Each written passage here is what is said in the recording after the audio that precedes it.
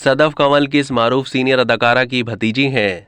पाकिस्तान की मशहूर super model Sadaf को सभी जानते हैं, लेकिन आपको पता है कि वो किस सीनियर अदाकारा की रिश्तेदार हैं और उनके रिश्ते में क्या लगती हैं? सदफ कंवल सीनियर अदाकारा निदा मुमताज़ की भतीजी हैं। सदफ कंवल का कहना है कि उनकी फुप्पो बहुत अच्छी हैं, मगर एक वक्त था जब उनकी फुप्पो बहुत जालिम और बहुत सख्त मिजाज थीं।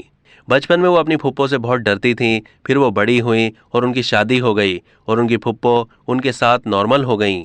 सदफ कंवल ने इंकशाफ किया कि मेरी फुप्पो शुरू दिन से ही मेरे शोबिज़ में आने के फैसले के खिलाफ थीं, क्योंकि शोबिज़ इंडस्ट्री से मुताल्लिक बहुत मनफी सोच पाई जाती है। मेरी फुप्पो ने मेरे शोबिज़ में आने के बाद 3 साल तक मुझसे बात नहीं की थी। उन्होंने मजीद कहा कि जब फुप्पो ने मुझे शोबिज़ इंडस्ट्री में कामयाब होते देखा तो मामला ठीक हो गए और अब उनको मुझ पर फख्र है। अब तक के लिए इतना ही। मजीद मालूमात के लिए डेली जंग के यूट्यूब चैनल को सब्सक्राइब कीजिए।